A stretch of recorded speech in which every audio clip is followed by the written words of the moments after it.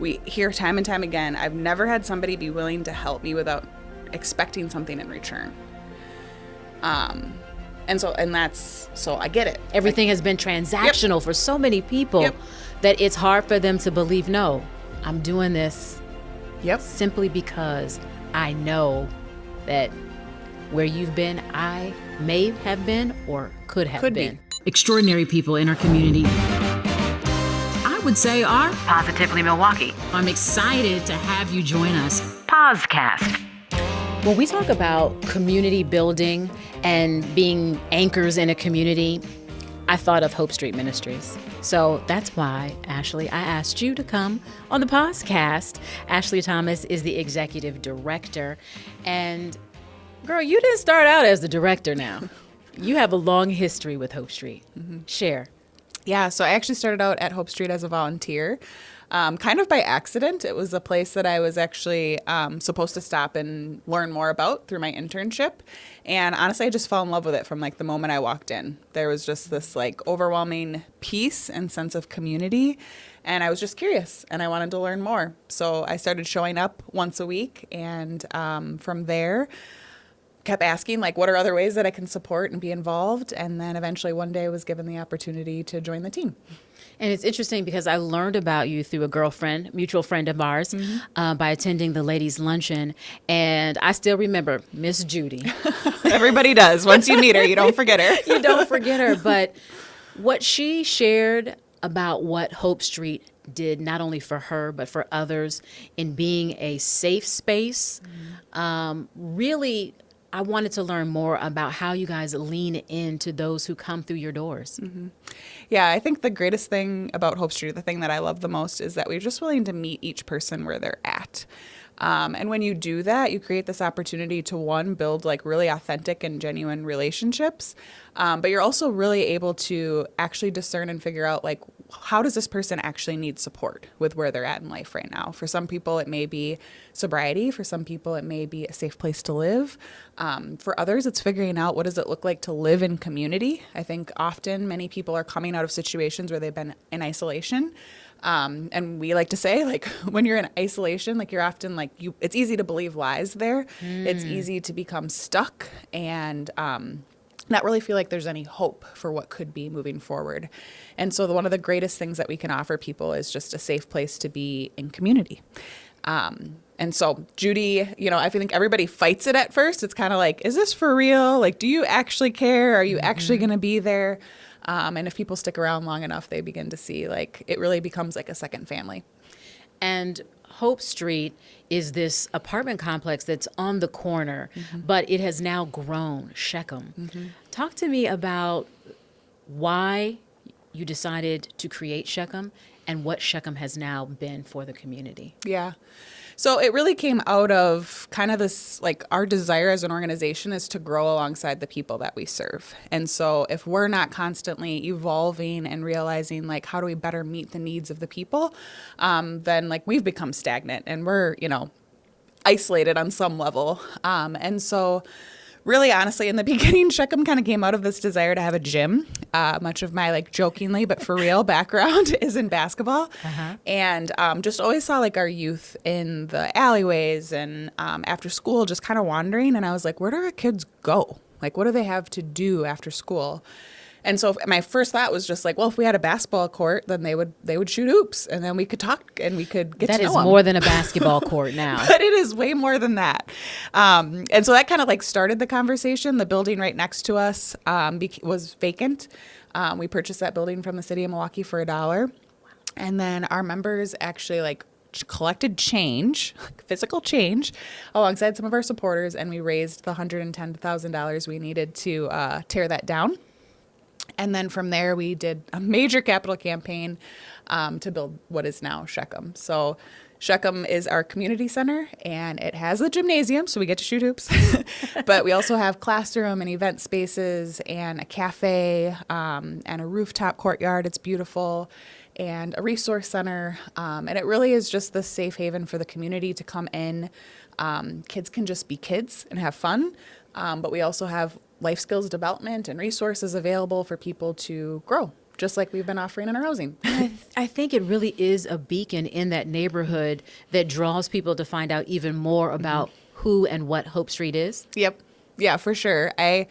I mean, there's glass like windows, right? And that was on purpose. Like a lot of people, there was pushback initially about that because it was like, is that smart in the neighborhood you're in? And for us, it's like we can replace a window, but we can't replace any like lack of trust that we're sending through as a message to our community. And so we love that people can see in and see that there's stuff happening. We love that the natural light comes into our building each day. And it's a beautiful building. It is a beautiful building. I drive by it every day to work. Ashley, what drives you? Because when I see the burden you have of trying to be this safe space for folks in an unstable situation in this neighborhood, what keeps you going? Yeah. Well, for me personally, my faith is a really huge instrumental part of why I do what I do every day. And, why even when it's hard, you keep going and you have like a hope for that there's something greater for people. So that's definitely the main thing. And I would say the other thing that's like closely behind that is just what my family overcame growing up. And so just knowing either the lack of resources or ways that, we were treated or ways that we, kind of moved through that season of life and wanting to meet people in a way that I actually believe helps them overcome and grow and move beyond. And so I think everybody just deserves to have this like opportunity to see and experience something different, but it's more than just seeing and experiencing, it's actually having someone to walk with you through that. So who was that person to walk you through the seasons of life? Yeah. I feel like there's different people in different seasons, right? But I think more often than not, it was usually a coach. It was someone that, basketball was my outlet. It was the thing that I went to when, life was hard. And there was always a coach that was like, hey, like, control the controllables. I hear my one coach's voice real loud in my head. Control the controllables and just keep like one step after the next. Like do what you can do today. And like, you can't worry about tomorrow because that's not there yet. So there's a few faces that come to mind, many of which were coaches, but then I would also say my mom was super instrumental just in terms of like my faith. Like she kept the word in front of us and she kept us praying and she was like, hey, like we have to have faith that things will get better and they'll look different than they are now. And the reality is if you don't have faith, what do you have? Right. Yeah. I mean, the alternative, right, is sometimes daunting. Yep. Yeah, I think we talk about that all the time. It's like the same as you say, like if you don't have hope, what do you have? Like you're just then stuck looking at your surroundings and thinking like this is all there is. And that's not the case. And for many of the people that you serve, do you find that it takes a long time for them to trust you? I think it depends on the situation people are coming out of. Okay.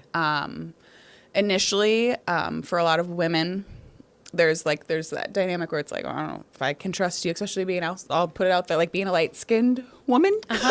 There was this element of like, okay, what's your motive? And like, do you think you're better than me kind of a thing?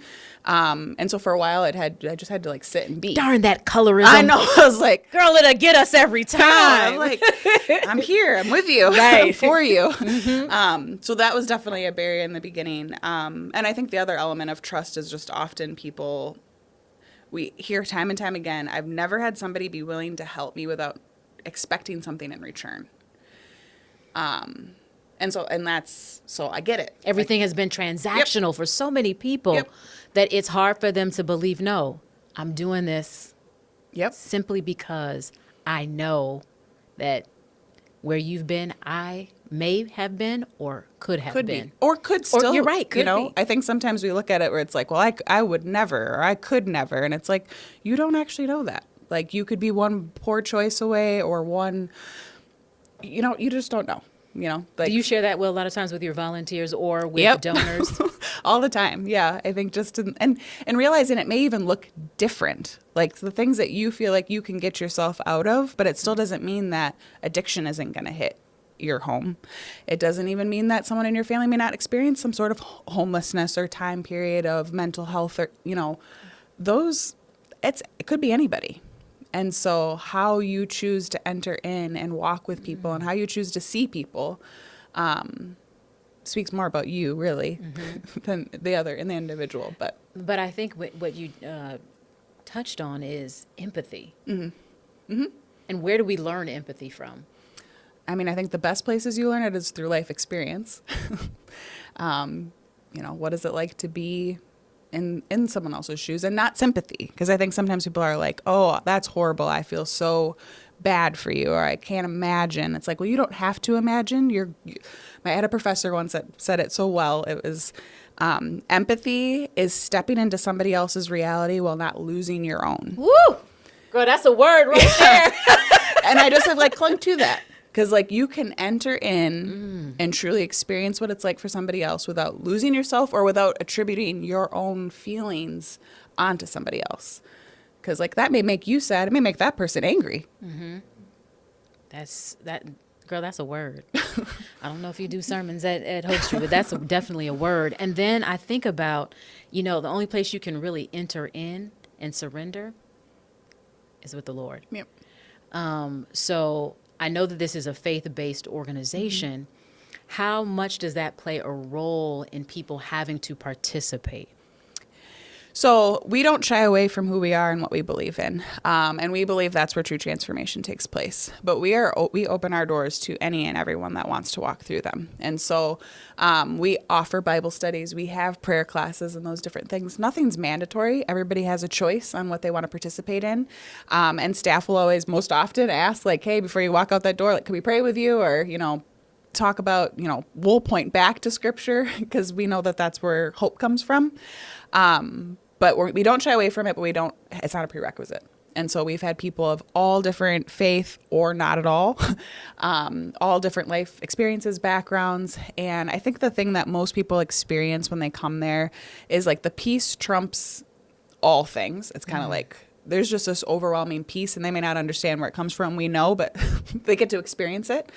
And the greatest compliment we've been given time and time again is I've actually truly experienced what God's love looks like here through people in a way that I never have before, in a way that doesn't push, an agenda or an expectation on me, but it just truly is this authentic, reciprocal exchange of love and peace and hope and care that we're humans. There's moments, there's going to be people that, rub you the wrong way, or you wake up, you had a bad morning or whatever, and you come into work, and there's just something that has to transcend your own feelings at times to actually meet people in their mess or in their beauty, whatever that looks like.